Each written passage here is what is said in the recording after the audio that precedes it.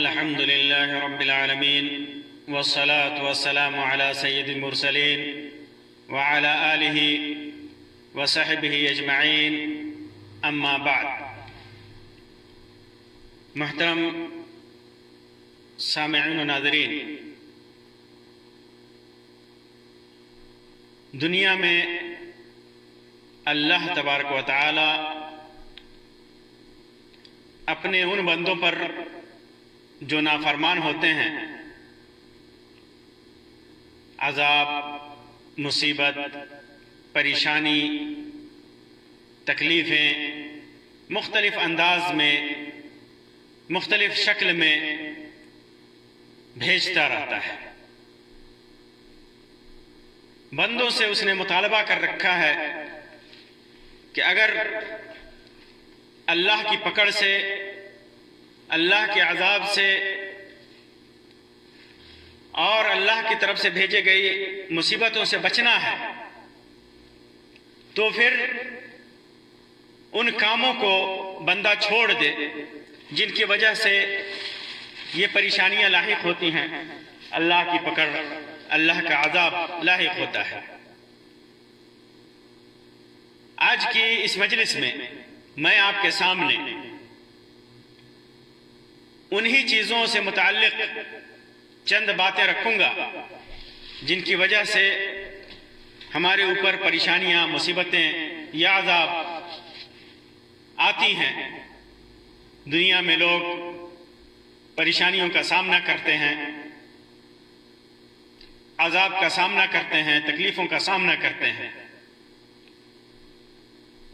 کچھ چند چیزیں بتانے سے پہلے یہ بتا دوں کہ کفر اور شرک یہ عام عذاب کا سبب ہے، عام پریشانیوں کا سبب ہے۔ انسان جب کفر کرتا ہے،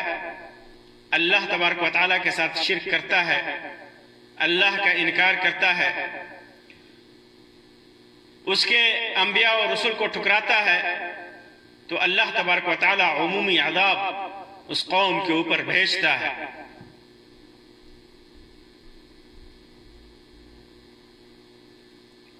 اللہ تبارک و تعالیٰ فرماتا ہے کہ وَكَأَيٍّ مِّن قَرْيَةٍ عَتَتْ عَنْ أَمْرِ رَبِّهَا وَرُسُلِهِ فَحَاسَبْنَاهَا حِسَابًا شَدِيدًا وَعَذَّبْنَاهَا عَذَابًا نُكْرًا فَذَاقَتْ وَبَالَ أَمْرِهَا وَكَانَ عَاقِبَةُ أَمْرِهَا خُسْرًا۔ کہ جب بھی کوئی بستی اپنے رب کی نافرمانی کرتی ہے، اللہ کے رسول کی نافرمانی کرتی ہے، تو اللہ سخت حساب لیتا ہے اور سخت عذاب ان کے اوپر بھیجتا ہے۔ اسی طرح اللہ تبارک و تعالیٰ نے اس بات کی طرف رہنمائی کی ہے کہ گھومو زمین کے اندر اور دیکھو کہ جن لوگوں نے کفر کیا، بہت ہی طاقتور، قوت والے، نعمتوں میں پلنے والے، عیش و عشرت میں رہنے والے بہت سارے لوگ تھے، لیکن انہوں نے گمراہی کی تو کیسے اللہ تبارک و تعالیٰ نے ان کو ہلاک اور برباد کر دیا۔ اللہ تعالیٰ فرماتا ہے اولم یسیروا فی الارض فینظروا کیف کان عاقبۃ الذین کانوا من قبلہم کانوا هم اشد منهم قوة واثارا فی الارض فاخذهم اللہ بذنوبہم۔ روئے زمین میں بہت زیادہ عیش و عشرت والے تھے، بڑے سخت تھے، قوت والے تھے، طاقت والے تھے، لیکن اللہ تبارک و تعالیٰ نے ان کے گناہوں کے بدلے ان کی پکڑ کی۔ وما كان لهم من اللہ من واق، اللہ تبارک و تعالیٰ سے ان کو بچانے والا کوئی نہ ملا۔ وہ اس لیے کہ جب انبیاء اکرام ذالک بأنہم کانت تاتیہم رسلہم بالبینات فکفروا فأخذہم اللہ انہ قوی شدید العقاب۔ وہ اس لیے کہ جب انبیاء اکرام ان کے پاس واضح دلیل لے کر کے آئے تو انہوں نے ان کا انکار کیا، کفر کیا، تو اللہ تبارک و تعالیٰ نے سخت پکڑ کی۔ تو یہ شرک اور یہ کفر یہ عام عذاب کا سبب ہے۔ اس کے علاوہ بہت سارے اسباب ہیں جن کی وجہ سے اللہ تبارک و تعالی لوگوں کے اوپر اور خاص طور سے اس امت کے اوپر جو عذاب بھیجے گا اس کا ذکر حدیثوں میں کیا گیا ہے۔ آئیے میں ایک ایک کر کے ان میں سے چند چیزوں کا ذکر آپ کے سامنے کروں کہ وہ کون سی چیزیں ہیں، وہ کون سے اسباب ہیں جن کی وجہ سے، جن کی بنا پر اللہ تبارک و تعالی اس امت پر عذاب بھیجے گا۔ اس امت کو جیسا کہ حدیث میں ہے کہ اللہ تبارک و تعالی ایک ہی بار میں ہلاک تو نہیں کرے گا، لیکن بعض چیزوں کی وجہ سے، بعض حالات کی وجہ سے، بعض گناہوں کی وجہ سے اور بعض امور کی وجہ سے اللہ تبارک و تعالی ان کے اوپر عذاب بھیجے گا، ان کے اوپر پریشانیاں بھیجے گا، ان کے اوپر مصیبتیں بھیجے گا۔ وہ اسباب، ان اسباب میں سے ایک سبب ہے برائیوں سے نہ روکنا۔ اگر معاشرے میں، قوم میں برائیاں پھیلی ہیں تو ان برائیوں سے آدمی پہلو تہی کرے، ان برائیوں کو برداشت کرے، ان سے لوگوں کو روکے نہیں۔ اگر وہ ایسا کریں گے تو اللہ تبارک و تعالیٰ کا عذاب آئے گا۔ اللہ کے رسول صلی اللہ علیہ وسلم نے ارشاد فرمایا کہ ان اللہ عز وجل لا يعذب العامة بعمل الخاصة حتى يروا المنكر بين ظهرانيهم وهم قادرون على ينكروه فلا ينكروه فإذا فعلوا ذلك عذب الله الخاصة والعامة، کہ جب اللہ تبارک و تعالی خاص لوگوں کے عمل کی وجہ سے عام لوگوں کو عذاب نہیں دیتا، کچھ لوگ جو عمل کرتے ہیں اس عمل کی وجہ سے اللہ تبارک و تعالی تمام لوگوں کو عذاب نہیں دیتا، یہاں تک کہ وہ دیکھتا ہے، وہ آدمی، وہ لوگ دیکھتے ہیں کہ ان کے درمیان منکر،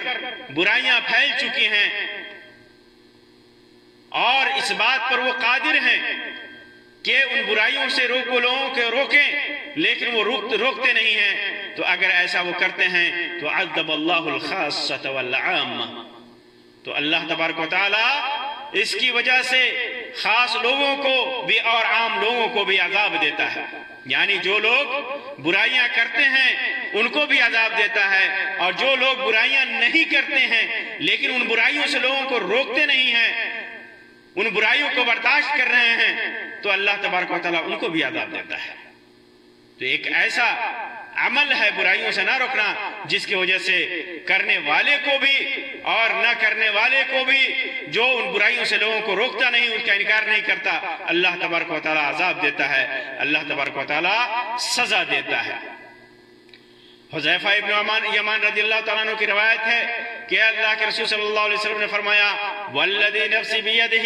لتأمرون بالمعروف ولتنہون عن المنکر اولیوشکن اللہ ان یبعث علیکم عقابا منہ ثم تدعونہ فلا یستجاب لکم، کہ اس ذات کی قسم جس کے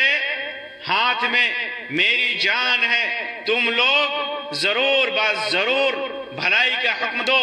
اور برائی سے روکو، ورنہ اللہ تبارک و تعالیٰ تمہارے اوپر اپنا عذاب بھیجے گا، اپنی سزا بھیجے گا، عقاب بھیجے گا، پھر اللہ تبارک و تعالیٰ سے دعا کرتے رہ جاؤ گے لیکن اللہ تبارک و تعالیٰ تمہاری دعاؤں کو قبول نہیں کیا کرے گا۔ اسی وجہ سے اللہ تبارک و تعالیٰ نے فرمایا وَاتَّقُوا فِتْنَةً لَا تُصِبَّنَّ الَّذِينَ ظَلَمُوا مِنْكُمْ خَاصَّةً، ان فتنوں سے، ان برائیوں سے بچو جو صرف ان لوگوں کو بھی، اس فتنے سے، اس عذاب سے بچو جو صرف ان لوگوں کو ہی نہیں پہنچے گا جو اس کا ارتکاب کرتے ہیں، بلکہ ان لوگوں کو بھی پہنچے گا جو ان برائیوں کو برداشت کرتے ہیں، اس پر انکار نہیں کرتے، اس سے لوگوں کو روکتے نہیں۔ تو یہ برائیوں کو نہ روکنا یہ عذاب کا سبب ہے۔ انسان جب برائیوں کو نہ روکے اپنے معاشرے میں، سے برائیوں کو نہ ختم کرے، تو اللہ تبارک و تعالیٰ کی سزا اور پکڑ کا سبب ہے۔ اسی طرح ہلاکت، تباہی، بربادی اور عذاب کے اسباب میں سے ایک سبب ہے کفران نعمت۔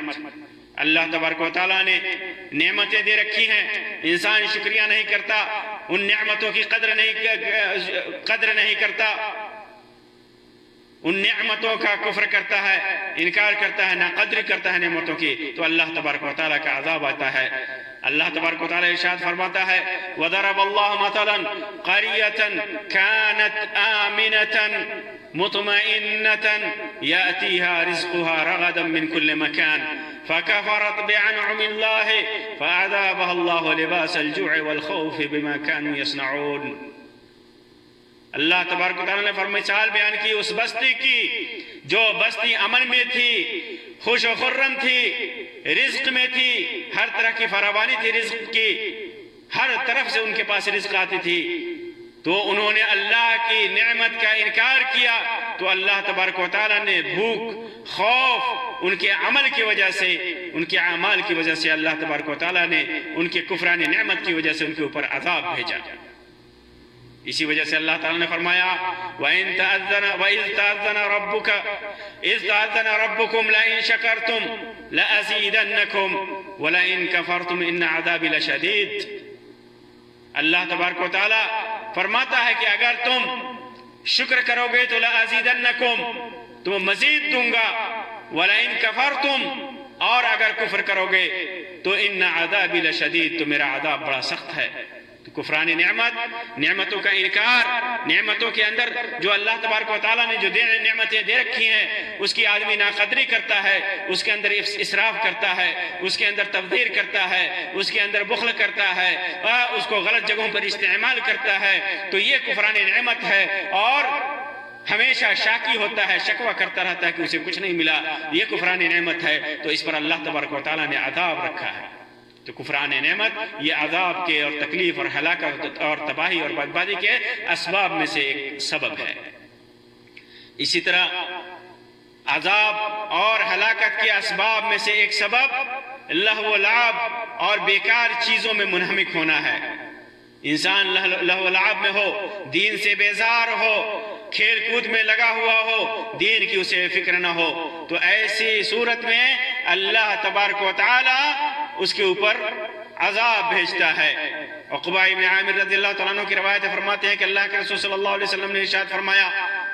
اذا رأيت الله يعطي العبد من الدنيا على معاصيه ما يحب فإنما هو استدراج، کہ جب تم کسی کو دیکھو کہ اللہ تبارک و تعالیٰ کسی کو گناہوں کے باوجود، گناہوں میں منہمک ہونے کے باوجود، معاصی میں لگے ہونے کے باوجود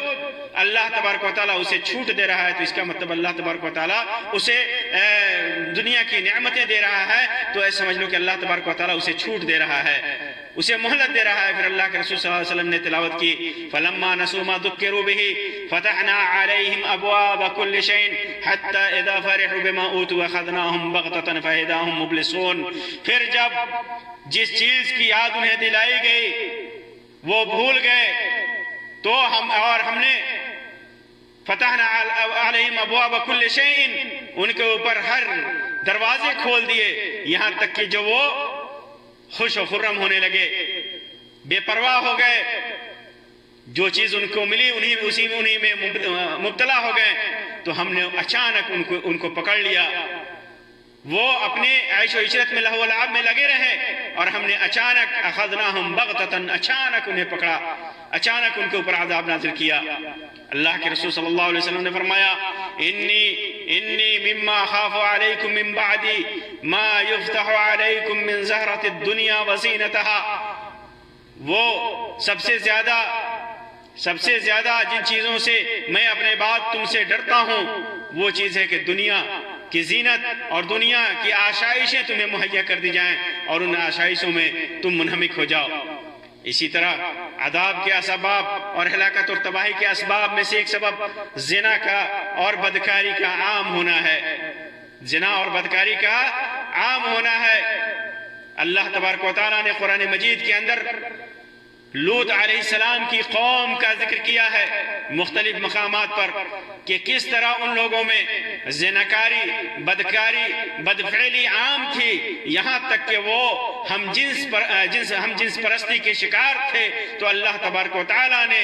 ان کے اوپر اپنا سخت عذاب نازل کیا، اتنا بڑا عذاب نازل کیا کہ ان کا نام و نشان دنیا سے مٹ گیا، وہ تباہ و برباد ہو گئے۔ ہلاک ہو گئے، یہاں تک کہ لوط علیہ السلام کی بیوی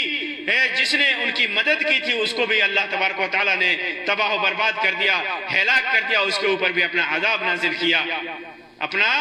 عذاب نازل کیا۔ اس وجہ سے فحش اور برائی اور زناکاری، فسق و فجور جب دنیا میں نازل ہو معاشرے میں تو اللہ تبارک و تعالیٰ کا عذاب آتا ہے۔ اللہ تبارک و تعالیٰ فرماتا ہے وَإِذَا أَرَدْنَا أَن نُهْلِكَ قَرْيَةً أَمَرْنَا مُتْرَفِيهَا فَفَسَقُوا فِيهَا فَحَقَّ عَلَيْهَا الْقَوْلُ فَدَمَّرْنَاهَا تَدْمِيرًا۔ جب ہم کسی بستی کی ہلاکت کا ارادہ کر لیتے ہیں تو وہاں کے خوشحال لوگوں کو حکم دیتے ہیں اور وہ اس بستی میں کھلی نافرمانی کرنے لگتے ہیں، بے حیائی کرنے لگتے ہیں، بدفعلی کرتے ہیں تو ان پر عذاب کی بات ثابت ہو جاتی ہے اور تو پھر ہم اسے تباہ و برباد کر دیتے ہیں۔ اللہ کے رسول صلی اللہ علیہ وسلم نے ارشاد فرمایا لم تظہر الفاحشة في قوم قط حتى يعلنوا بها إلا فشا فيهم الطاعون والأوجاع التي لم تكن مضت في أسلافهم الذين مضوا۔ جب کسی قوم میں کوئی برائی پھیلتی ہے، برائی ابھرتی ہے، برائی پیدا ہوتی ہے اور اس برائی کا وہ لوگ علی الاعلان ارتکاب کرتے ہیں، علی الاعلان اس برائی کا ارتکاب کرتے ہیں تو اللہ تبارک و تعالیٰ ان کے اوپر طاعون جیسی بیماری بھیجتا ہے، تکلیفیں بھیجتا ہے، مصیبتیں بھیجتا ہے، ایسی بیماریاں بھیجتا ہے، ایسی ہلاکتیں بھیجتا ہے، ایسا عذاب بھیجتا ہے جو ان سے پہلے کسی میں نہیں بھیجا تھا۔ اللہ تبارک و تعالیٰ نے ایسی بیماریاں بھیجتا ہے، ایسی طاعون بھیجتا ہے، ایسی مصیبتیں بھیجتا ہے کہ اس سے پہلے جو لوگ تھے ان کے اندر اللہ تبارک و تعالیٰ ان پر نہیں بھیجا تھا۔ یہ برائیوں کا اثر ہے کہ آج ہمارے اوپر یہ بدفعلیوں اور بدکاریوں کا اثر ہے، گناہوں کا اثر ہے کہ ہمارے اوپر ایسی بیماریاں آ رہی ہیں کہ جن کا نام اس سے پہلے کبھی سنا نہیں گیا، کسی قوم کو وہ بیماری لاحق نہیں ہوئی۔ تو یہ برائی اور زناکاری کا پھیلنا معاشرے میں یہ اللہ تبارک و تعالیٰ کے عذاب کا سبب ہے۔ اسی لیے ام سلمہ رضی اللہ تعالیٰ عنہ کی روایت ہے، اللہ کے رسول صلی اللہ علیہ وسلم نے فرمایا اذا ظہرت المعاصی فی امتی عمهم اللہ بعذاب من عندہم، کہ میری امت میں جب معاصی اور برائیوں کا ظہور ہو جاتا ہے، برائیاں عام ہو جاتی ہیں میری امت میں تو اللہ تبارک و تعالیٰ اپنے پاس سے ان کے اوپر عذاب بھیجتا ہے۔ اللہ کے رسول صلی اللہ علیہ وسلم سے پوچھا گیا یا رسول اللہ، یا اللہ کے رسول صلی اللہ علیہ وسلم انہلک وفینا الصالحون، ہمارے درمیان نیک لوگ موجود ہوتے ہیں پھر بھی کیا ہمیں ہلاک کیا جائے گا؟ تو اللہ کے رسول صلی اللہ علیہ وسلم نے فرمایا نعم، ہاں ہلاک کیا جائے گا۔ اذا کثر الخبث، جب برائی بڑھ جائے، جب خباثت بڑھ جائے، جب زناکاری بڑھ جائے، جب بدکاری بڑھ جائے تو ایسی ہلاکت آئے گی اگرچہ تمہارے درمیان نیک لوگ بھی موجود ہوں گے۔ یہ برائیاں، یہ زناکاری، یہ بدکاری، یہ بدفعلی، یہ عذاب کا سبب ہے، اللہ تبارک و تعالیٰ کی طرف سے ہلاکت کا سبب ہے، بربادی اور تباہی کا سبب ہے۔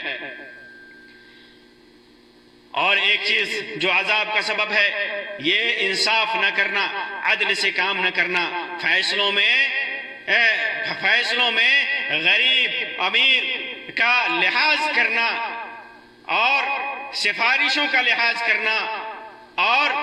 پہنچ کا لحاظ کرنا، ذی حیثیت کا لحاظ کرنا، غریب اگرچہ وہ مظلوم ہے پھر بھی اس کے خلاف فیصلہ دے دیا جانا، یہ عذاب کا سبب ہے، یہ عذاب کا سبب ہے۔ عائشہ رضی اللہ تعالیٰ عنہ کی روایت ہے، فرماتی ہیں کہ ان قریشا احقهم شان المرأة المخزومیہ التي سرقت، قریش ایک مخزومی عورت نے جب چوری کیا، قبیلہ مخزومی عورت جس نے چوری کیا، ذی حیثیت تھی، ذی شرف تھی، عزت والی تھی، اس نے چوری کیا تو اسے سزا دی جائے، اس کے اوپر سزا لاگو ہے، کیا ہاتھ کاٹنے کی سزا اللہ کے رسول صلی اللہ علیہ وسلم نے فیصلہ کیا کہ اس کا ہاتھ کاٹا جائے۔ تو یہ چیز قریش کو، قبیلہ قریش کو ناگوار گزری کہ ایک باعزت خاندان اور باعزت قبیلے کی عورت کا ہاتھ کاٹا جائے، عزت چلی جائے گی، ایک پہنچ والی عورت ہے، عزت والی عورت ہے، ذی حیثیت عورت ہے۔ تو ان لوگوں نے مشورہ کیا کہ اللہ کے رسول صلی اللہ علیہ وسلم سے کون بات کرے گا، کون سفارش کرے گا، کون شفاعت کرے گا. من یکلم فیہا رسول اللہ فقالوا ومن یجترئ علیہ الا اسامہ ابن زید حب رسول اللہ صلی اللہ علیہ وسلم. اللہ کے رسول صلی اللہ علیہ وسلم سے اس بارے میں شفاعت اور سفارش کے سلسلے میں کسی کی ہمت نہیں ہے بات کرے، کوئی سفارش کرے سوائے اسامہ ابن زید کے، جو اللہ کے رسول صلی اللہ علیہ وسلم کو بہت زیادہ پیارے ہیں، اللہ کے رسول صلی اللہ علیہ وسلم کے محبوب ہیں. تو ان لوگوں نے اسامہ ابن زید کو تیار کیا. اسامہ ابن زید گئے اور انہوں نے اللہ کے رسول صلی اللہ علیہ وسلم سے اس سلسلے میں بات کی. تو اللہ کے رسول صلی اللہ علیہ وسلم نے فرمایا اتشفع فی حد من حدود اللہ، کیا تو اللہ کے حدود میں سے کسی حد میں کے بارے میں شفاعت کر رہے ہو؟ پھر فرمایا انما اہلک الذین قبلکم، تم سے پہلے جن لوگوں کو جن چیزوں نے ہلاک کیا ان میں سے ایک کیا ہے؟ انہم کانوا اذا سرق فیہم الشریف ترکوہ، کہ ان کے درمیان ان میں سے جب کوئی شریف آدمی چوری کرتا تو اسے چھوڑ دیتے. وَإِذَا سَرَقَ فِيهِمُ الضَّعِيفُ، جب کمزور ناتواں آدمی چوری کرتا، غریب اور مسکین آدمی چوری کرتا، تو اقاموا علیہ الحد، تو اس کے اوپر حد قائم کرتے. وَأَيْمُ اللَّهِ، اللہ کی قسم، لو ان فاطمہ بنت محمد سرقت لقطعت یدها، اللہ کی قسم اگر محمد کی بیٹی فاطمہ بھی چوری کرتی تو میں اس کا ہاتھ کاٹ دیتا، میں اس کا ہاتھ کاٹ دیتا. اللہ کی قسم فاطمہ محمد کی بیٹی اگر چوری کرتی تو میں اس کا ہاتھ کاٹ دیتا. اس وجہ سے اللہ کے رسول صلی اللہ علیہ وسلم نے وضاحت کے ساتھ بیان کر دیا کہ پچھلی قوموں میں ہلاکت کا سبب، قوموں کے ہلاک ہونے کا اسباب میں سے ایک سبب یہ ہے کہ جب کوئی شریف چوری کرتا تو اس کے ساتھ اس کو چھوڑ دیا جاتا، اور غریب چوری کرتا تو اسے سزا دی جاتی، اس کے اوپر حد قائم کیا جاتا. یہ انصاف نہ ہونا، یہ عدل و انصاف کا نہ ہونا، یہ عذاب کا سبب ہے. اسی طرح عذاب کے اسباب میں سے ایک سبب مال کے لالچ ہے، حد درجہ لالچ، حد سے بڑھ کر کے لالچ کرنا، یہ ہلاکت کے اسباب میں سے ایک سبب ہے. جابر بن عبداللہ رضی اللہ تعالیٰ عنہ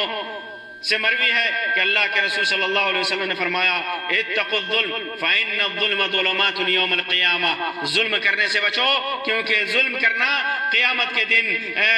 ظلمات ہے، کئی ظلم ہے اور تاریکیاں ہیں. فاتقوا الشح، اور حد درجہ لالچ سے بچو. فإنه أهلك من كان قبلكم، کہ حد درجہ لالچ نے تم سے پہلے لوگوں کو ہلاک کیا. حملهم على أن سفكوا دماءهم، لالچ نے ان کو آپس میں خون بہانے پر ابھارا. واستحلوا محارمهم، اور لالچ ہی کی وجہ سے ان لوگوں نے جو چیزیں حرام تھیں انہیں حرام کر لیا. اسی طرح اللہ کے رسول صلی اللہ علیہ وسلم نے فرمایا ایاکم الشح، حد درجہ لالچ سے بچو، حد درجہ لالچ سے بچو. فإنما هلك من كان قبلكم بالشح، کہ تم سے پہلے جو لوگ تھے انہوں نے حد درجہ لالچ کی وجہ سے، لالچ طمع کی وجہ سے وہ لوگ ہلاک ہوئے. امرهم بالبخل فبخلوا، لالچ نے انہیں بخیلی پر ابھارا تو انہوں نے بخیلی کی، لالچ کی وجہ سے بخیلی کی. وامرهم بالقطيعة فقطعوا امرهم فقطعوا، ان کو لالچ نے رشتہ داری توڑنے پر ابھارا تو انہوں نے رشتہ داریاں توڑی. وَآمَرَهُمْ بِالْفُجُورِ فَفَجَرُوا، ان کو لالچ کی وجہ سے فسق و فجور پر وہ لوگ پر آمادہ ہوئے. لالچ نے انہیں ابھارا کہ وہ فسق و فجور کریں، گناہ کریں، تو انہوں نے فسق و فجور کیا. تو یہ حد درجہ لالچ جس کی وجہ سے بہت ساری برائیاں پیدا ہوتی ہیں، گناہ پیدا ہوتے ہیں، وہ لالچ اس لالچ نے ان کو ہلاک اور تباہ اور برباد کیا. پھر اسی طرح اللہ تبارک و تعالیٰ کی طرف سے عذاب اور ہلاکت کے اسباب میں سے ایک سبب ہے انبیاء، صلحاء، علماء سے غیر ضروری سوال کرنا، غیر ضروری سوال کرنا. اللہ کا فرماتے ہیں، ابو ہریرہ رضی اللہ تعالیٰ عنہ کی روایت ہے، فرماتے ہیں کہ اللہ کے رسول صلی اللہ علیہ وسلم نے ہمیں خطبہ دیا فرمایا یا ایھا الناس قد فرض علیکم الحج فحجوا، اے لوگو اللہ تبارک و تعالیٰ نے تمہارے اوپر حج فرض کیا ہے، اس لیے تم حج کرو، حج کرو۔ تو ایک آدمی نے سوال کیا اے اللہ کے رسول صلی اللہ علیہ وسلم کیا ہر سال حج فرض ہے؟ تو اللہ کے رسول صلی اللہ علیہ وسلم خاموش رہے۔ تو اس آدمی 3 بار سوال کیا، ثم قال ذرونی ما ترکتکم، تو اللہ کے رسول صلی اللہ علیہ وسلم نے فرمایا کہ جس چیز پر میں نے تمہیں چھوڑ دیا اسی پر چھوڑ دو، زیادہ سوال مت کرو۔ لو کنت نعم لوجبت، اگر میں کہہ دیتا کہ ہاں ہر سال فرض ہے تو وہ فرض ہو جاتا حج کرنا ہر سال۔ ولما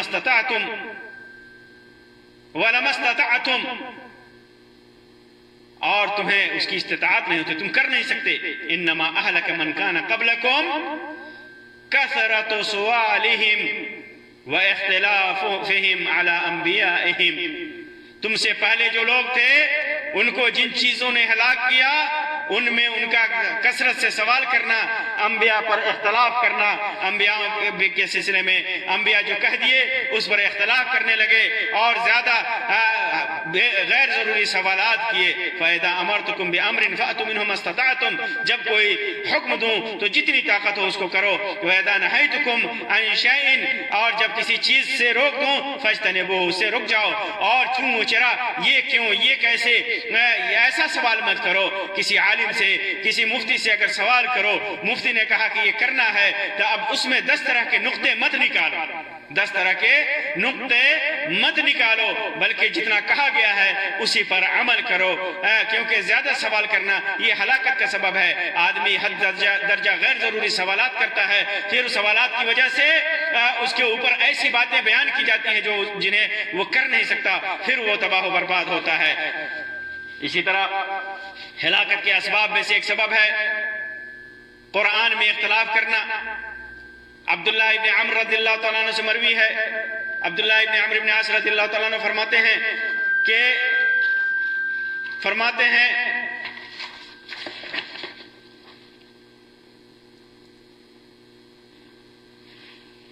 کہ اللہ کے رسول صلی اللہ علیہ وسلم نے ایک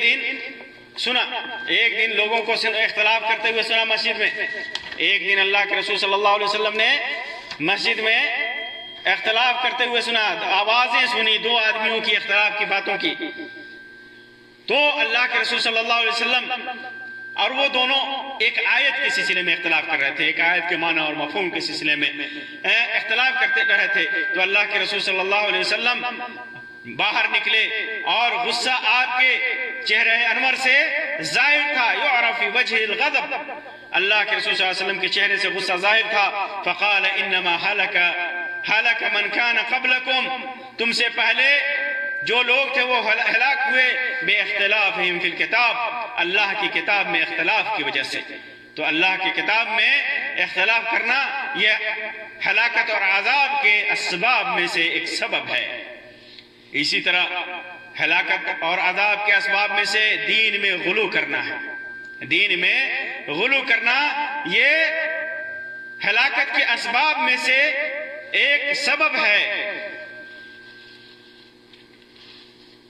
اللہ کے رسول صلی اللہ علیہ وسلم نے ارشاد فرمایا ایاکم والغلو فی الدین، دین میں غلو سے بچو۔ فإنما أهلك من كان قبلكم بالغلو فی الدین، تم سے پہلے جو لوگ تھے ان کو دین میں، شریعت میں غلو کرنے نے ہلاک کیا۔ یہ تمام قسم کے غلو کو شامل ہے، اعتقاد میں غلو کرنا، اعمال میں غلو کرنا، حد میں غلو کرنا، کسی چیز کی حد زیادہ سے زیادہ تعریف کرنا کہ وہ اصل سے ہٹ جائے، اس میں غلو کرنا، کسی بھی چیز میں غلو کرنا، نبی کو نبی کے شان سے بڑھانا، ولی کو ولی کی شان سے بڑھانا، صالح کو صالح کے شان سے بڑھانا، مخلوق کو مخلوق کے حد سے بڑھانا، یہ ساری چیزیں غلو ہے۔ نبی کو اللہ تبارک و تعالیٰ نے عبد بنایا، نبی کو اللہ تبارک و تعالیٰ نے بشر بنایا، اور انسان غلو کر کے کہنے لگے کہ نبی بشر نہیں تھے، اللہ کے نور سے نکلے ہوئے نور تھے، نبی انسان نہیں تھے، ما فوق الانسان تھے۔ یہ غلو ہے نبی کی شان میں اور ہلاکت اور تباہی اور بربادی کا سبب ہے، تباہی اور بربادی کا سبب ہے۔ ہر قسم کے غلو سے اللہ تبارک و تعالیٰ نے، اللہ کے رسول صلی اللہ علیہ وسلم نے منع فرمایا۔ اسی وجہ سے اللہ تعالیٰ نے فرمایا اہل کتاب کے سلسلے میں، یا اہل الکتاب لا تغلو فی دینکم، اے اہل کتاب اپنے دین میں غلو مت کرنا، غلو سے بچو۔ اور اہل کتاب غلو کیا کرتے تھے؟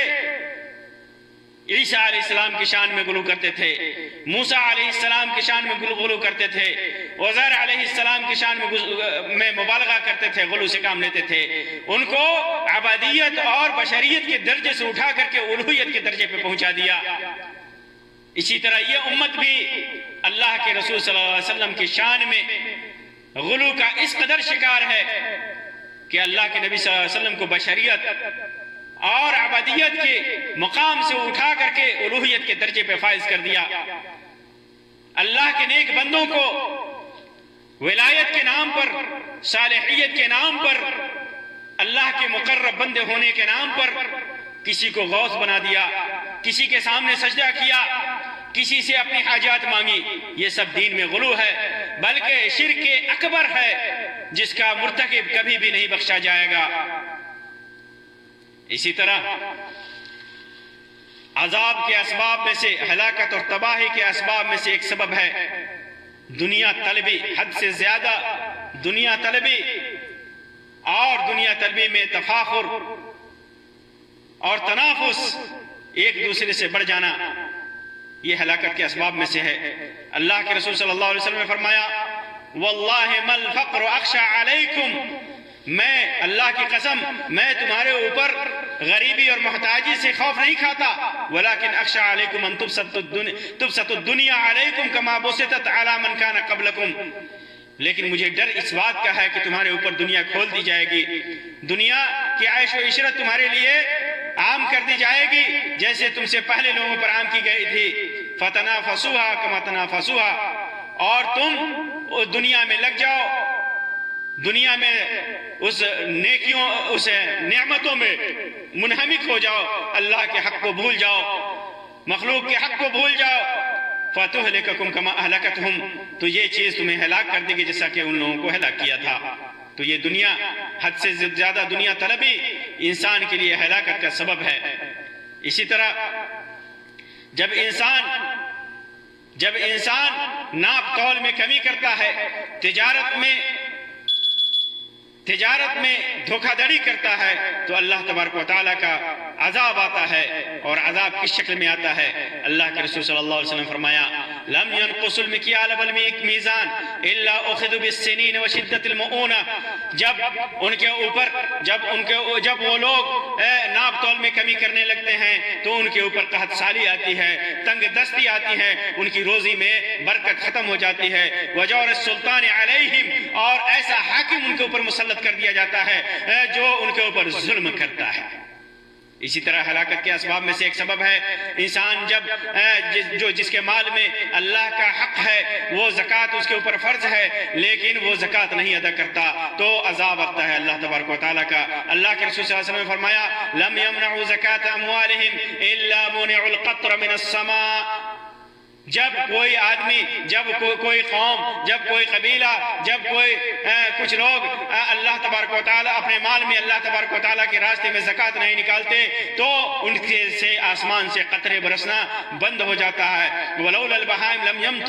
يَمْطَرُوا، اگر پرندوں کا، چرندوں کا، جانوروں کا مسئلہ نہیں ہوتا، بہائم کا مسئلہ نہیں ہوتا تو اللہ تبارک و تعالیٰ روئے زمین پر ایک قطرہ پانی بھی نہیں گراتا، ایک قطرہ پانی بھی نہ گرتا۔ تو زکوٰۃ نہ دینا مال میں یہ عذاب کا سبب ہے۔ آپ غور کیجئے کہ ہماری روزیوں میں جو تنگی ہے، ہمارے اوپر جو پریشانی ہے، ہمارے اوپر جو قحط سالی ہے، وہ ہماری زکوٰۃ کی عدم ادائیگی کی وجہ سے۔